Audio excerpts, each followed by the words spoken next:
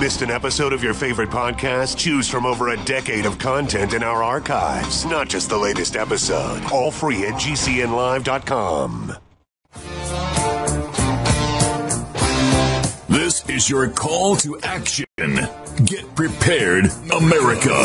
Economy, survival, energy, disasters. This is USAPrepares.com. Informative radio, educational radio. Interact now by emailing instructor@usaprepares.com or text at 434-390-7953. Class, please take your seats. Now, your instructor, Vincent Finelli. Everyone all set? Cocked, locked, here we go. Your dial is set correctly to USA Prepares. And we broadcast 2 hours from high atop the Missouri Ozark Mountains. Nathan is engineering the broadcast at GCN in Minnesota. I'm Vincent Finelli, and there's a list to your there's a link to your instructors on the website, usaprepares.com.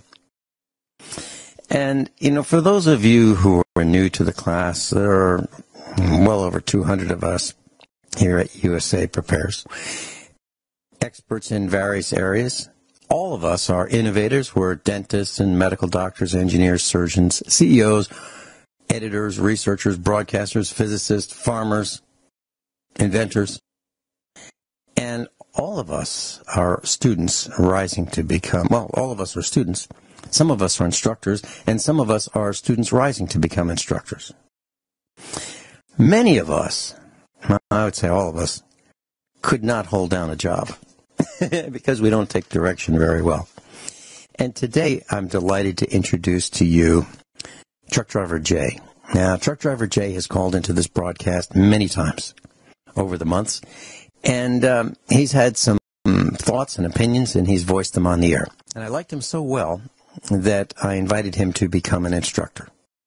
And you can do the same thing. If you'd like to be an instructor, and you call in and you've got something important to say, something that's accurate, cogent, you can call us, and we'll even pay for the call. And that number is 866-582-9933, 866-582-9933.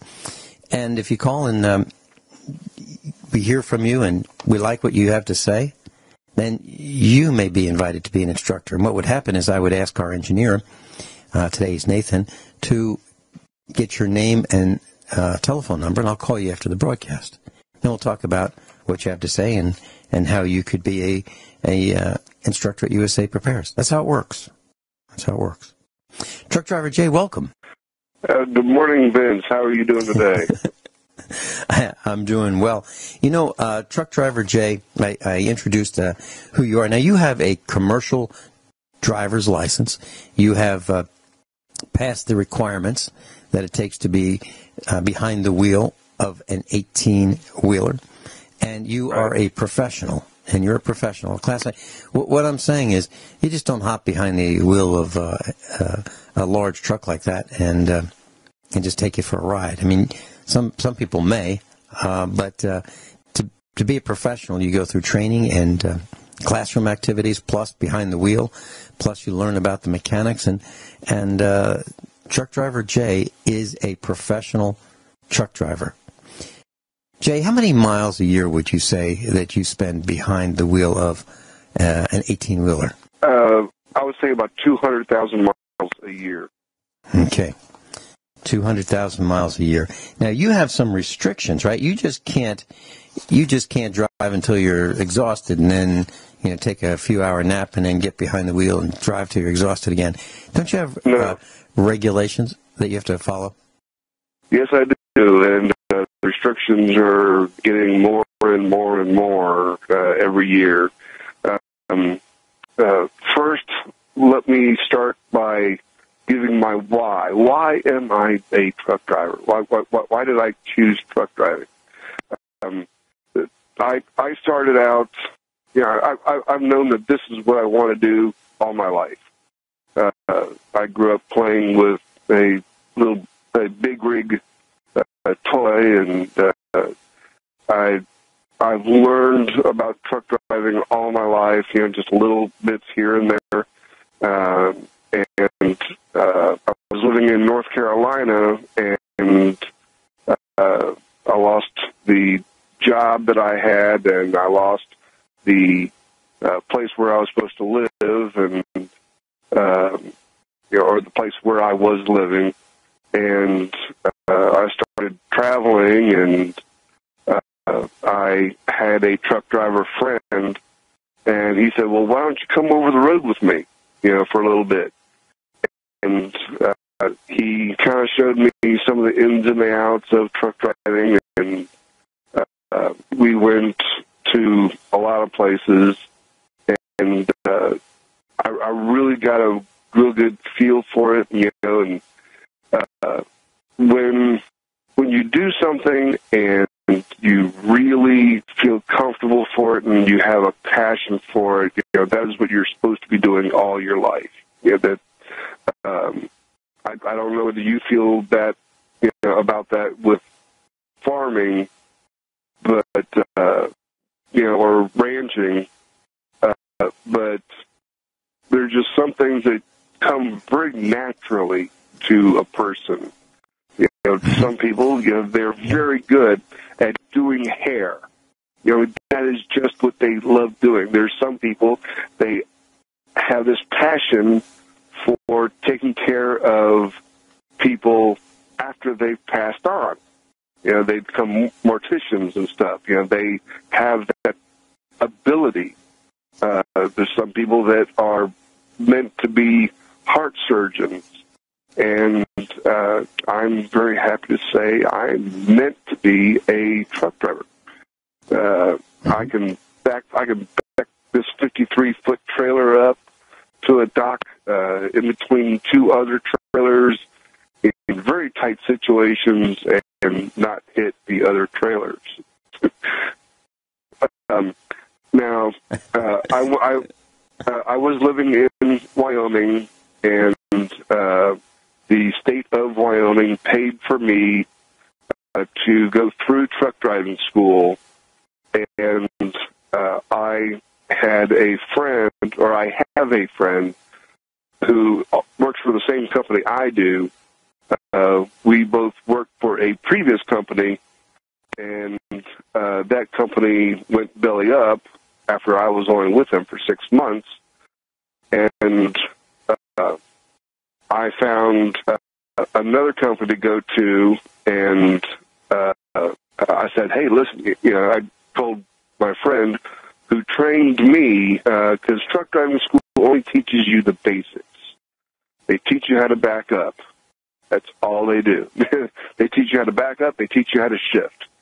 And shifting an 18-wheeler is not like shifting your car. In your car, you can either have a 4-speed or a 5-speed manual.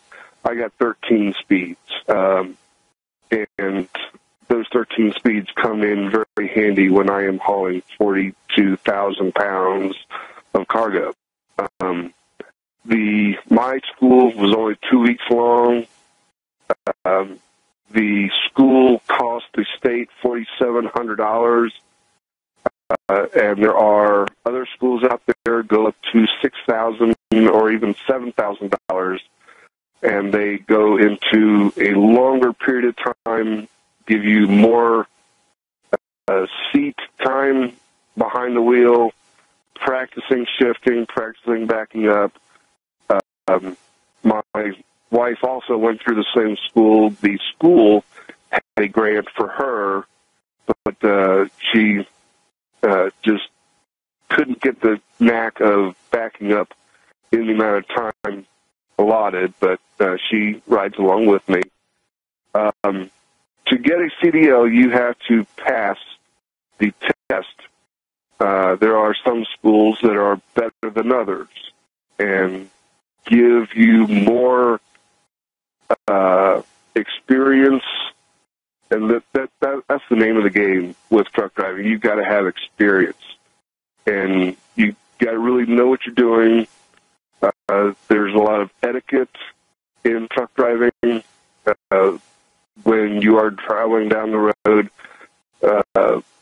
letting one person merge in. For example, one thing that really makes other truck drivers really mad is, now I can do 70 miles an hour. There are a lot of trucks that I can only do 62, 63, maybe 65 miles an hour. There are some that are a lot faster than I am. They can do 80. If you're doing 80 miles an hour, I'm in the right-hand lane, and you're coming up to pass me. If I'm not paying attention and I pull out in front of you, you have to step on your brakes. And a big truck cannot slow down as fast as a car because we weigh a whole lot more. So that will upset a truck driver, if you pull out in front of them, and because then they got to get back up to speed after they pass you up, and it's just frustrating. There is a lot of training involved, and some people just cannot get the hang of shifting the gears because you have you have low gears, then you have high gears. I have 4 low gears, and I have 8 high gears, if that makes any sense. Well, sure it does. You have 2 ranges. You have a low range and a high range, right? Right. I have gears 1 through 4 in my low, and I flip a switch to the high, and where I go up to 1, that is now 5, and I have 5 low and 5 high, 6 low, 6 high, 7 low, 7 high, 8 low, 8 high, and I also have reverse, and reverse is just one speed, and I'll get back to you after the break. Yeah. Truck driver Jay is with us, and he's explaining what it's like to be behind the wheel of an 18-wheeler. He's a professional. And, class, I got to tell you, I've been behind the wheel of an 18-wheeler. You got to pay attention all the time. There's no room for any distraction. We'll be right back. Truck driver Jay's with us. He's the USA Prepares instructor. And, Jay, just to add a little exclamation point to this, how difficult it is to do all the things that you do behind the wheel of a truck driver, right? If you have a car that has a stick shift, 4-speed, 5-speed, whatever it may be, the gasoline engine may idle at around 700 RPM, and red line or maximum RPM may be between 5 and 6,000, typically, RPM.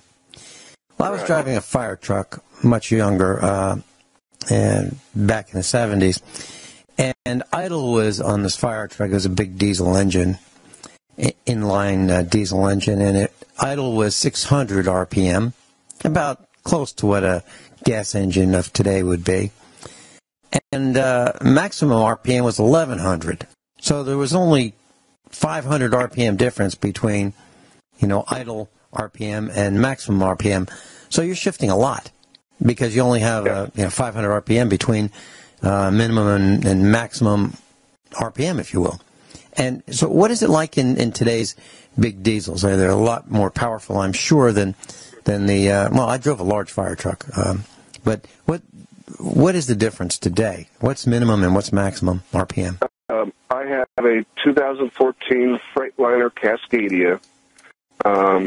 That is a company truck. I'm just a company driver. I'm not an owner-operator. My truck idles about the same, about 600 RPM. And it maximum that you want to do is 2,000 RPM. So you get a little bit more leeway. At 70 miles an hour, I'm right about 1,400 RPM in 13th gear. Mm-hmm. Okay. So the point is, class, there's a lot of shifting going on.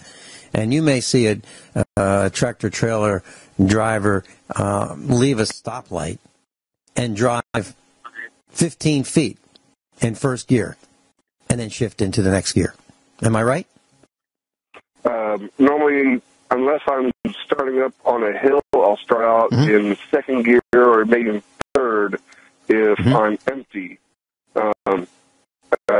If I'm full, if I have a full 42,000 pounds of weight in the back of the trailer and I pull a reefer, my reefer, it can manage temperatures from 80 degrees all the way down to minus 15 or minus 10.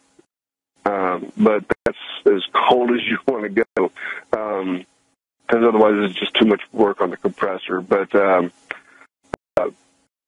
shifting the gears, it's not the getting forward. Going forward, that's the problem. It's the slowing down. That's the big problem. I take a long time to slow down, and if I'm coming up on traffic, I'm going to start slowing down a quarter mile before the traffic, where they have stopped, because just, be safe. And if I try to hit my brakes too hard, they will explode, literally. They will heat up very hot, and the brake can just break. It will explode. Jay, let's talk about that for a second. That's one of the greatest concerns I have when I'm parallel, side by side with an 18-wheeler, whether he's passing me, whether we're just going the same speed, or whether I'm passing him. And right. I've read that, and these brake drums that you're talking about are huge, and they're spinning at a pretty significant RPM.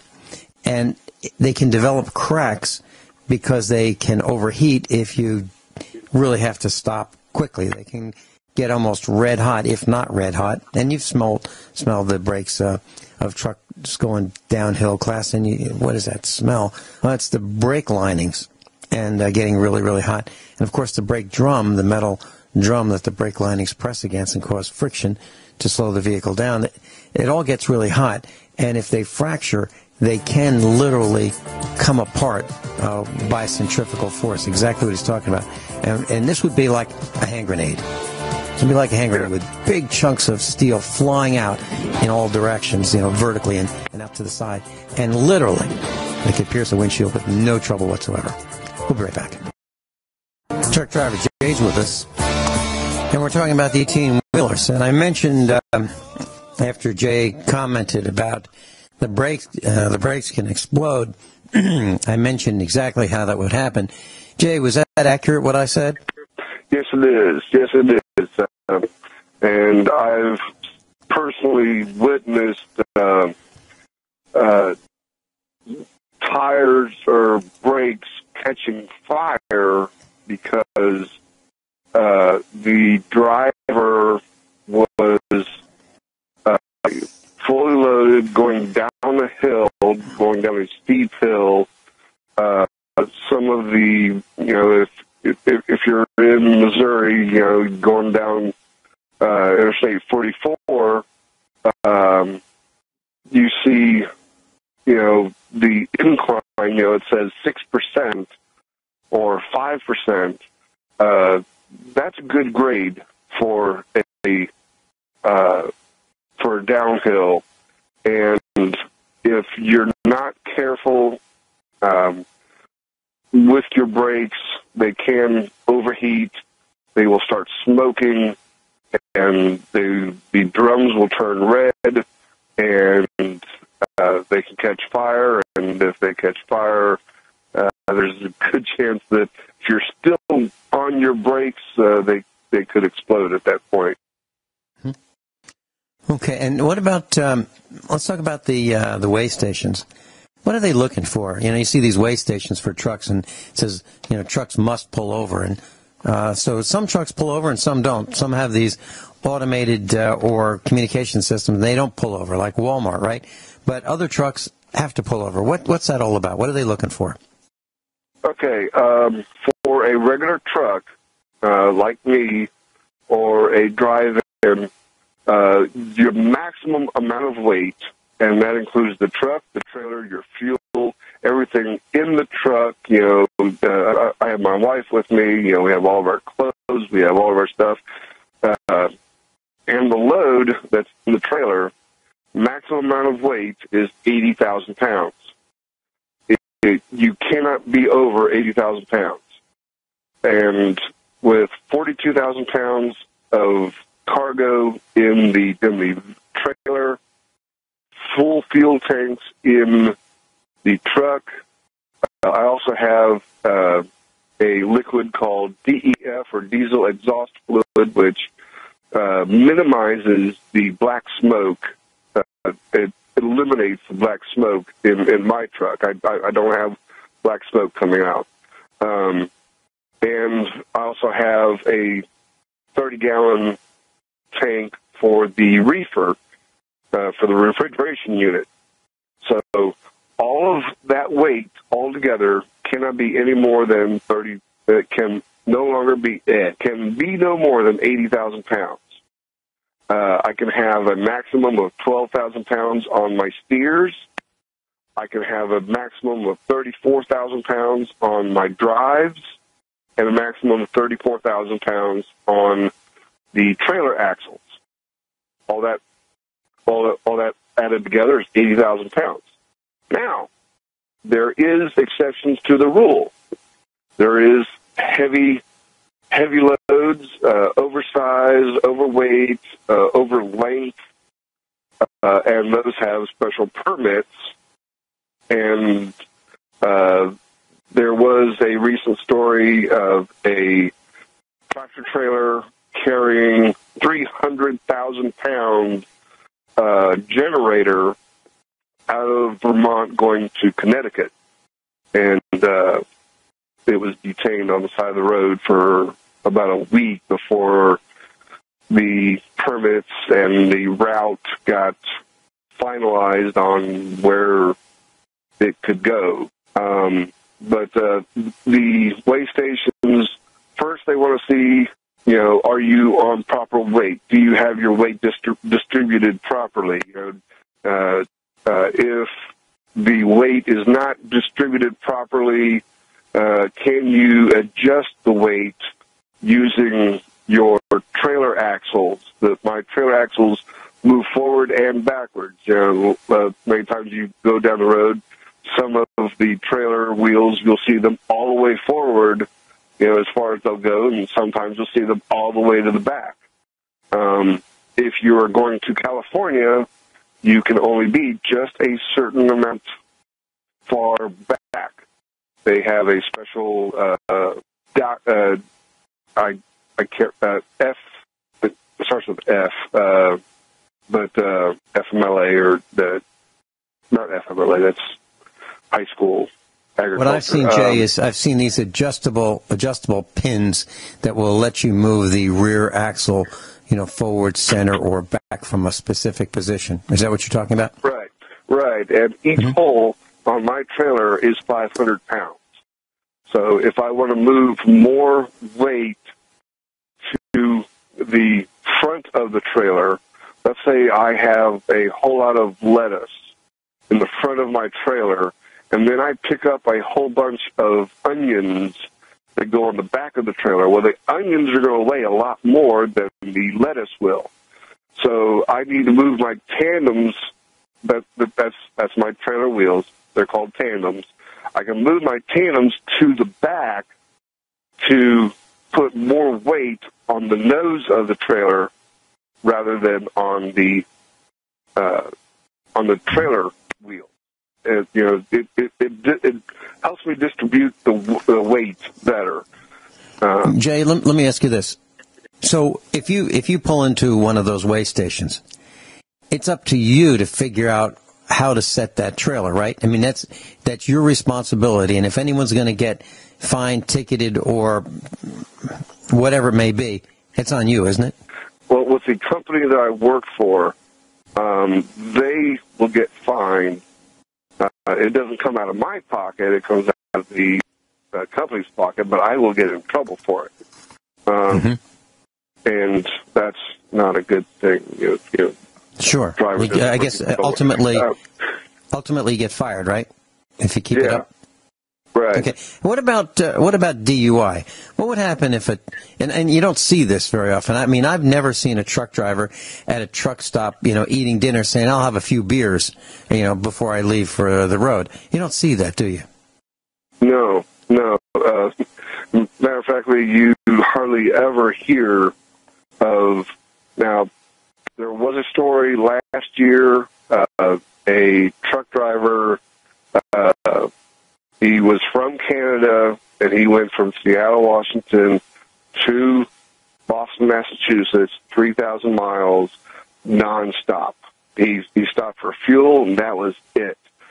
He did not stop to get any rest, and the only reason he got caught, and he was high on crack cocaine and methamphetamines to keep himself awake. And the only reason he got caught was he locked himself out of his truck, and he was raising a commotion over it. But most generally, you do not hear about truck drivers getting a DUI or on drugs because of the fact, one, there's random drug tests that we have to go through, and the weigh stations will pull you in just to look at your eyes, just to see if you are alert, see if you are responsive. They want to see your paperwork also. They check your logbook. Everything that I do as a truck driver that pertains to the truck, I have to log it. I have a logbook. I have 14 hours in which to get everything done in the day.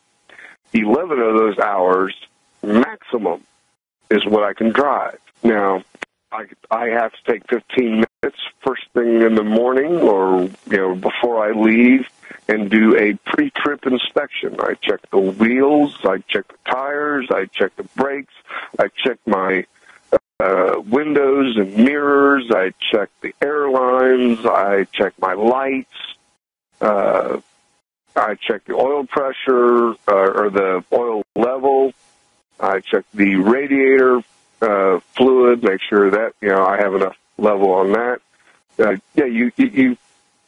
So, and then I am still on paper logs, and in those paper logs, I can legally show 15 minutes for loading, 15 minutes for unloading. But in December, all that will change because everybody, unless you have a 1999 truck or older, you will be on an electronic logging device. And what that means is from the time that you start your engine and you start moving, your 14-hour clock starts and it does not stop. And if you run out of your 14 before you run out of your 11, you're done for the day. So you're going to have a lot of drivers now that can take a short break, get some rest, and then get going again.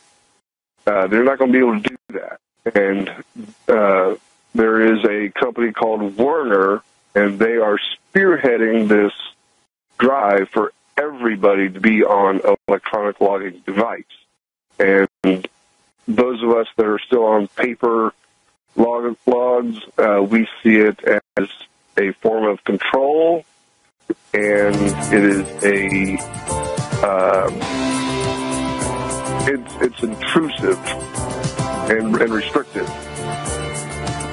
No question about it. Now the question is Warner interested in becoming a bigger monopoly because they can afford all this electronics that puts a burden on the independents? Just a thought. We'll be right back with Truck Driver Jay. Behind the wheel with Truck Driver Jay. So Jay, I've seen police pull over 18-wheelers. I've seen them pull lots of them over the years. But what I have not seen, I've never seen a Walmart truck, a Werner truck, a Sam's Club truck or a Snyder truck pulled over by the police? Why? It's probably because they're going too slow.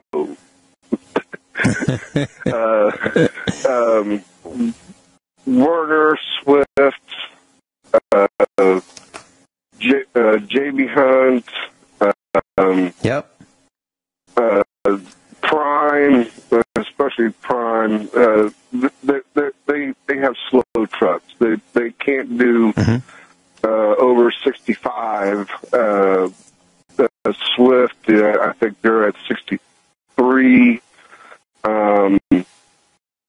It's more of the smaller companies that are allowed to go 68, 70, or even 75. And if you are a owner operator, you can open up your truck and states like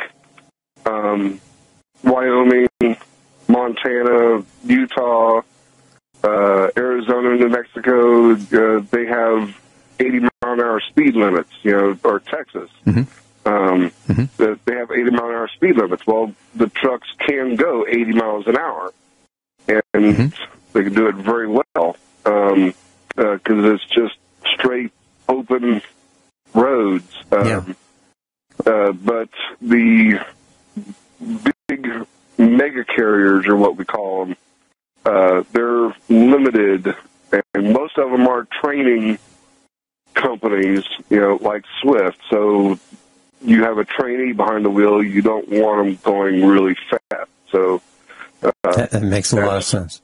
Let me ask you about this. Let me ask you about fuel consumption. What kind of miles per gallon do these trucks get, empty versus full, in terms of a load? That's a very good question. That's a very good question. My truck, like I said, I have a 2014 Freightliner Cascadia, empty or a light load, I can get 7.775 miles per gallon. And that is really good.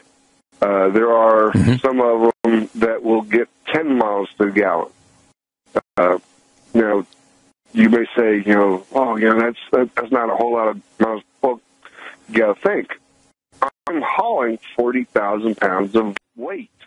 I got 20 tons or 22, 21 tons in the back of the trailer. And I got to move that 2,000 to 3,000 miles, depending on where I'm picking up and where I'm delivering. Now, the older trucks, you're looking at 5, maybe 6 miles per gallon. A tractor trailer can hold anywhere between 100 gallons on both sides, the big tanks on the side, to 400, I'm going to say 400 to 500 gallons, that'd be like 250 gallons on each side of the tank, on each side of the truck. So we can go a very long distance without stopping. Your car... How about this? Yeah. Go ahead. I was going to ask you about aerodynamics. So if you're getting 7.75 miles per gallon, if you bump that up 10%, that's just 3/4 of 1 mile per gallon. But that's pretty significant. What about all these aerodynamics that you see on these big trucks? You see them over the cab. You see them along the edges of the trailers. Do they work? Yes, they do. Yes, they do. They make a huge difference. And I'll talk about that right after we come back from the break. Well, actually, we're done with this hour, Jay. So here's what we'll have to do. We'll have to have you back again and again because it's fascinating. Fascinating to get the view from... Yeah, we need to get more of your view from behind the steering wheel of an 18-wheeler. Jay, thanks so much for being part of USA Prepares, and this was your very first full hour with us. I've been delighted to be with you side by side. Thank you very much. I'll call you in the next couple of days, and we'll get you back on. Thank you, sir. Thank you. Hour number 2, Dr. Joel Wallach. Hello, everybody. This is Gwyneth Isaacs here, filling in for Vincent Finelli. He's otherwise occupied this week. I'll be with you all week. I have Rick Scheben with us, and we were busy discussing, exactly how things are playing out with the when the fascists begin to gain control of a governmental system, and exactly how they do it. Now, one thing they mentioned in the news, Rick, I would like to get your comment on this. I heard on the news just then, apparently, that a bunch of Antifa people, if you can call them people, they went to Virginia and they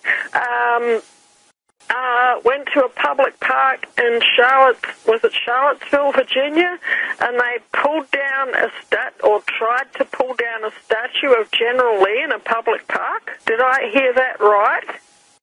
Mm-hmm. Yes. There was a riot. What were these people thinking? What did they think was going to happen?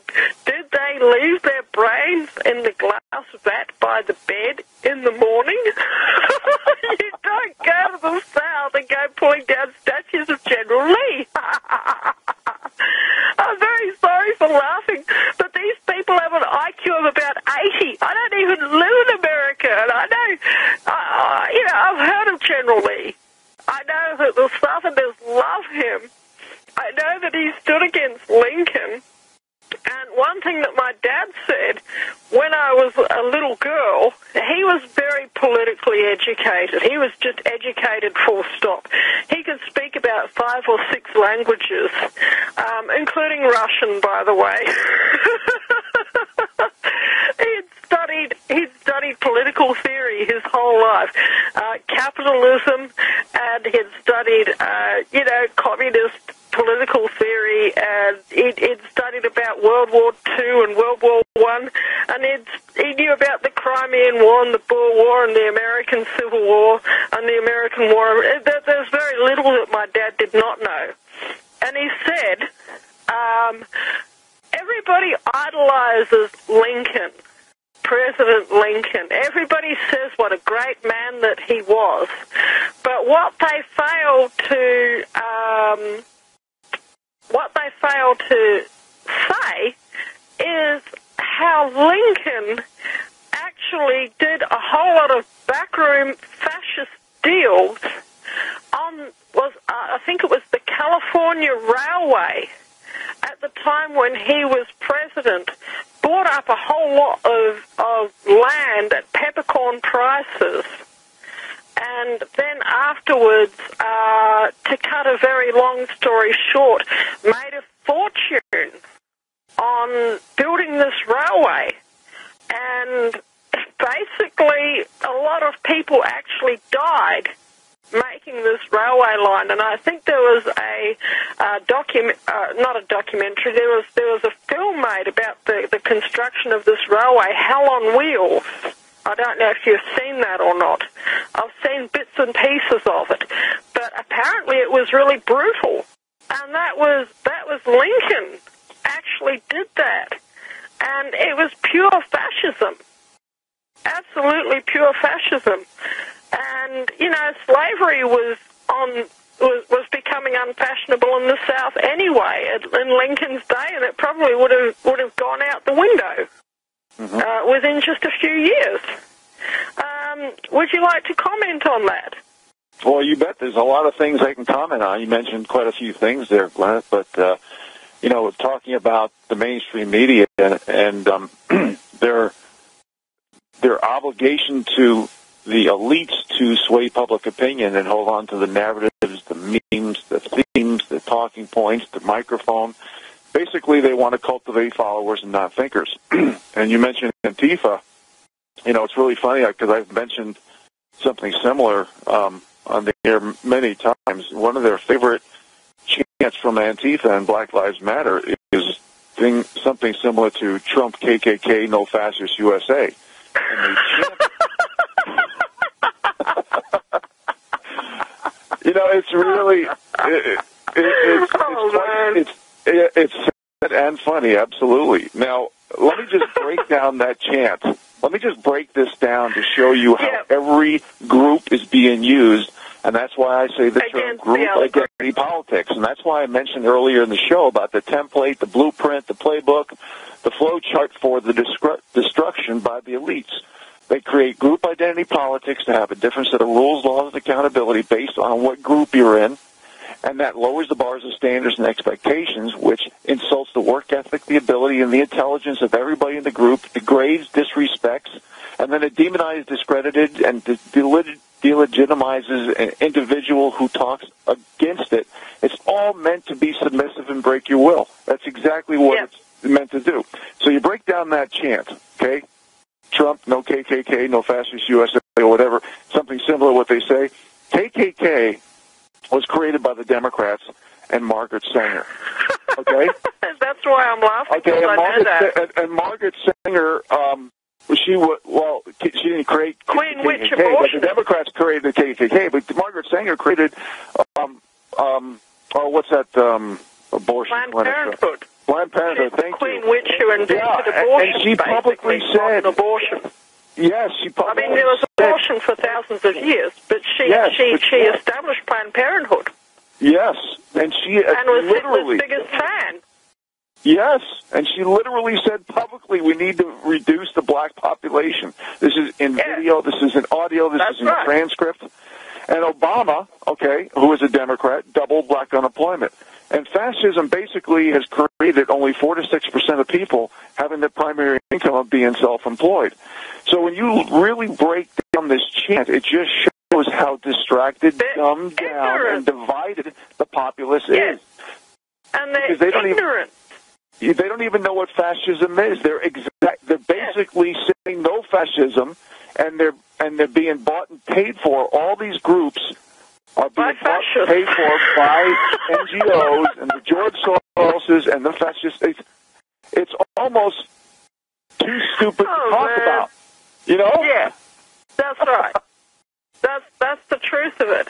And something, people would, if anybody wants to bag me and say what a racist KKK woman I am, I would say that is as far from the truth as what you can get. Okay, my dad, he was the biggest political influence on me in my life. That was Ted Carter. He lived in Rotorua, New Zealand. Prior to that, he lived in Geraldton in Western Australia. You know something? He would go out when he was in Geraldton, and he would actually build windmills and wells on Aboriginal missions, so these Aboriginal kids who were totally fourth world, dirt poor, had clean drinking water. Okay? And one day when my financial position is better than what it is today, I can't go out and build the wells, but I can pay somebody else to, This is not a person who's racist. If I was racist, I'd say, these dang black fellas, they can have their dirty water and dye colour. I don't care. Well, even there, I'm showing, the prejudice that comes because I'm putting on a southern accent. It's so ingrained, you can't get away from it. But it's I care enough about, but these people, I'm sure they have an average IQ of about 80. I think to call them autistic would insult every autistic person out there. And I know a number of autistic people. So my teenage son has got an IQ of about 140. And he wraps his teachers up in knots because they're all this politically correct, fascist, nutcase educational system that we've got here, And because of what I've told him over the years of giving him a political education, I'm sure his teachers hate him because he can see all the flaws in their logic. And they say stupid things. What sort of stupid things do they say Race is a big one, he says. He says, my other son had a wallpaper which was a whole lot of black men around Barack Obama, and Barack Obama being a homie with the black guys, okay? And his teacher complained that this was a racist wallpaper on his laptop. And I said, who cares? It's satire. It's funny. And it's totally harmless. Okay? And Barack Obama is a traitor to his own people. He absolutely is. You're full on right about him really, really increasing black unemployment. What was that? Yeah, they're really, really nosy. Okay? They want to know everything. And because we have in our family a British blue blood genetic, most British blue bloods are quite tall and quite thin. Okay? And we have a high average IQ. And earlier on this year or late last year, the school teachers tried to accuse me of starving my children. Hello, this is Gwyneth Isaacs here. Hello, this is Gwyneth Isaacs here, filling in for Vincent Finelli. I have Rick Scheben on the line. And we were having a conversation about these terrible fascists and the things that they do and how they seem to have no common sense and no political education. Mm-hmm. Absolutely. And may I address what you just said before the break? Yep, that's okay. Right. First of all, before I talk about, you mentioned teachers, and your son, I think, mentioned in the background how the number one weapon is race, because I'm making very clear that the mainstream media's job is to manufacture perception, pity, guilt, and ideology. But teachers they're basically teaching theory, because most teachers get a job straight out of school. I would like to see teachers have 15 years minimum of successful private sector experience, and I'd sign that bill in a heartbeat. And I'm not saying there aren't good teachers out there, but too many of them are bought and paid for, and they care more about their paycheck and pension, and they need to stand for principle. We need to teach practical experience and not theory from successful private sector teachers. That's what we need. And when your son was talking about race, can you imagine how these elites, these globalists, insult every group out there and basically say in every word, in every way, that your group can't compete. Your group's work is suboptimal. When you do that, you have zero chance of synergy. It's going to be divide and conquer. And what most people, when they say divide and conquer, what they don't say, Gwyneth, is that it lowers the bars of standards and expectations. I don't care if I say this on every show 500 times, okay? Because lowering the bars of standards and expectations needs to be said just as often as the divide and conquer strategy, because they are the same, or a different rail on the same track, traveling in the same direction. They're the same thing. And that's right. You cannot expect to reward mediocrity with all these participation trophies decade after decade after decade and expect quality of life to go up. And all these politically correct buzzwords like equality, fairness, tolerance, diversity, inclusiveness, prosperity, they're doing the exact opposite. They are basically words that have been used, that have been changed by definition to be used as a weapon against the people. And that's why so many of these late-night shows, even a lot of the mainstream media, they like satire and banter in their television shows, because they can't compete with objective facts and ideas and solutions. And they don't want ideas and solutions. They want people to be under their thumb. And here in America, I don't know what it's like in Australia, but in America, I've mentioned this fact many times on many different shows, Gwyneth, and this is a very sad state to show the despair that we're in. For people in their low 50s and under, the number one cause of death is drug overdose. This is a nation in despair. And we have to talk about ideas and solutions because we have a new technocracy, a new industrial revolution coming in the form of robotics, automation, and artificial intelligence.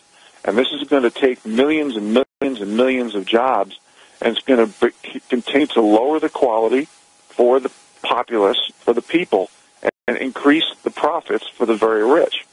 And that adds to the fascist system. And that's why the elite and the George Soroses and those people have created groups like Antifa, because they're so young and they're so dumb that they don't even know what fascism is. And that's why I talked earlier in the show about how right around 2009, the dictionaries and Googles are literally changing definitions of things like fascism to basically dumb the population down. And we were talking a little... Go ahead. Yeah. It's like 1984. I said to my boys, listen, have you ever read the book 1984? When I was in high school, it was required reading for 2 or 3 years. In my high school education, each year we would have to read and do a commentary and analysis on 1984 and also Animal Farm. Hello, this is Gwyneth Isaacs speaking here, filling in for Vincent Finale for this week. And I have Rick Scheben on air with me. And we were discussing, the text that kids are studying in schools and about how they don't seem to be studying texts that will actually teach them about politics in the way that I certainly did when I was in high school, which was only like 25 years ago or something, not that long ago. Now, one son is reading a book called The Hatchet, which is quite a good book. I've actually read it. Teaches a lot about survival skills through this book. A kid has to survive a year alone in the wilderness after his plane crashes. And the other son is reading Macbeth by Shakespeare. And I just let my son know that he'd better pray for God's protection while he's reading that play, because it's actually a cursed play.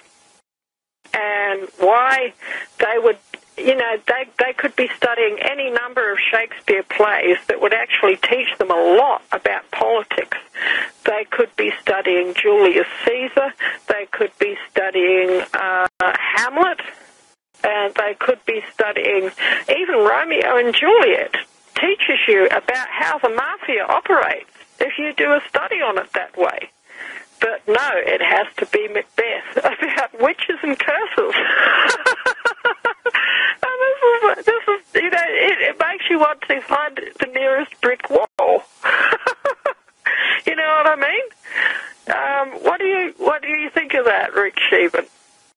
Well, I'll tell you, that's one of the reasons why I wrote this book on the financial, economic, social, and political reasons why we need to be more self-sufficient as the American people, or Australia, or Western world, or just the globe in general. In other words, living below your means, knowing the fine line between needs and wants. But the point to be made here is that we need to talk financial, economic, social, and political rationale equally. And that's what the powers that be do not want to teach. They want you to be cultivated to be a follower. They want to mold your mind and say you're a racist. This is why they race bait, they gender bait, they sex bait, they ideology bait, religion bait. They're even putting generation against generation. This is all to sway public opinion and hold on to the narrative. And what we need to do is, especially here in America, we have a Bill of Rights and a Constitution. And it's pretty obvious that the globalists want to deteriorate this in every way, shape, and form and delegitimize it. And this is why we need to have shows like Vince Finelli showed, USAPrepares.com, and a lot of really good, I hate the term alternative media. I like the term new media because enough people have woken up, and I think Trump's being elected is just an example of that. But people have to realize, whether it be Antifa, Black Lives Matter, even the Islam community, they're all being used. They're being duped by the elite community, by the fascist community, by the globalists. They're being used. And if people would do some reading, some research, and see how they're being used, especially like Antifa and Black Lives Matter, and when we talked about fascism, and they're even changing the definition post-2009 and totally doing a 180 on it. And people need to realize that we are in the book-burning years of the Western world.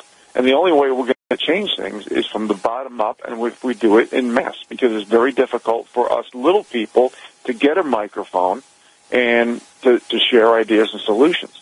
And that's why they're holding on everything. Everybody in the White House and in the Pentagon, the whole system is against Trump, because a lot of these people have been bought and paid for, whether they've been caught laundering money, or they're being caught with pedophilia, whatever it is. These people are being protected, and how the elite is changing their minds and making them become conformed is through intimidation, threats, bribery, blackmail, blacklisting, etc. And the little people have to do the reading and research in order to combat all this manipulation and corruption. Gwyneth? Yeah, that's absolutely true. And that's also, in Australia, one of the primary tools that's being used is blackmail levers, okay? And that is being blown wide open in this country, but it's just not being reported. In the dinosaur media, I was going to say mainstream, but it's not. It's lamestream dinosaur media. There's especially a lady by the name of Fiona Barnett, and she was an MK Ultra graduate, okay, and basically apparently got used when she was a child as a child sex slave. She was one of the ones who actually survived, and she grew up and with a great deal of danger to herself is blowing this whole thing wide open. But she's she's an immensely brave lady. If you go to look up her internet site, which is fionabarnett.org, okay, you might not even get it loading properly the first time with Google Chrome. Basically, she blows the whole thing wide open, the whole pedophile cartel. And from my own experience of political people and political families that I've known in Australia, I would say that her assessment is pretty accurate. We also have another media personality here in Australia. His name is Darren Hinch. He was also sexually abused as a child, and he has come out and outed a whole bunch of the pedophiles that have been running this country, including, I think, by memory, back in the day, I think he actually outed George Pell a while back. And gee, didn't that make him popular? I think he actually lost a television show on Channel 9 because of that. It was either George Pell or it was, one of these mindless, I think Alex Jones calls them Renfields. But he was a Renfield that had quite a lot of political power and influence. These people are crazy, and they happen to run the show. And they're murderers, and they're pedophiles, and what Alex Jones says about them, he's also immensely brave. He's absolutely right. And, it's just absolutely crazy. And the other thing is, this pedophile cartel seems to be particularly after people with blue blood genetics, okay? And what I mean when I say blue blood genetics, I'm talking about people who have an Rh negative blood type, I was talking about this with Richard Allen Miller. We went a bit into the Rh negative thing. It means that you're descended from the giants. And our family absolutely are. They generally became the nobility in every nation where they settled. They have red hair and or blonde hair, and they have blue or green eyes, and they're very, very tall, and they have probably about a 20% greater or 30% greater average intelligence. And it's because of the gene of the giants, okay, that are mentioned in Genesis chapter 6 in the Holy Bible, okay? One of my son's IQs is over 140. The other one had a brain injury at birth, which dropped his IQ points by about 10. He's got an IQ of about 135, okay? And both of them are really, really, really clever kids. And what was that, son? And Connor, one of my sons is 6'3", the other one is 14 years old, and he's one of the tallest kids in his class, and is also going to grow to be over 6 foot tall. He's 5'11". He's 14 years old and 5'11". So that's this is what I'm talking. They're targeting the people like us. The blue bloods, the European blue bloods, the British blue bloods, those with the Rh genetics. We are getting hammered with pedophilia. We are getting hammered with race hate. Okay? We're not hateful people. We can't help who our ancestors were. But what it's doing to a lot of unaware people with Rh genetics who are descended from the giants, it is turning them into a hateful type, okay? And it is going to, if they continue on this way, it is going to reignite a whole race-based civil war. And that very thought terrifies me. Because I'm going to get caught up in it one way or another, because I won't shut up. And I know what's actually going on, and I'm sure, Rick Scheben, I know that you do as well. And it's us who are the ultimate target of all of this. Yeah, absolutely, Gwyneth, and this is why we need to stand for principle. And it's so simple, like when I talked about the practice what you preach laws earlier. If President Trump did this, we can write practice what you preach laws where all these politically correct buzzwords at every level, like racist, bigot, sexist, misogynist, extremist, controversial, homophobe, intolerant, violent, hate, all this stuff, we can make it so everybody has the same rule, law, and accountability, and we don't. It's specially tiered for what group you're in. In fact, Dr. Ben Carson came to Northwest Montana years ago, and the first words out of his mouth was, "I hate political correctness." And right after that, he said, when you are politically correct, you turn minorities into victims. So what the elite has done, they've turned the United States of America into the divided groups of America.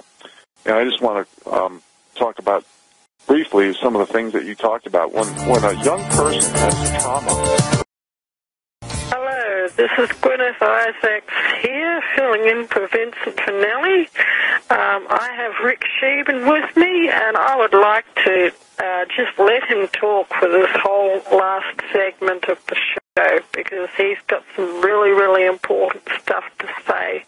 And I want all you fellas to really pay attention to him. So fire away, Rick. Well, thank you, Gwyneth. First of all, I just want to comment on some of the things that you said during the last segment before the break. When a young person, boy or girl, has trauma, the probability of a normal life, whether it be from especially pedophilia, but most things, is very low.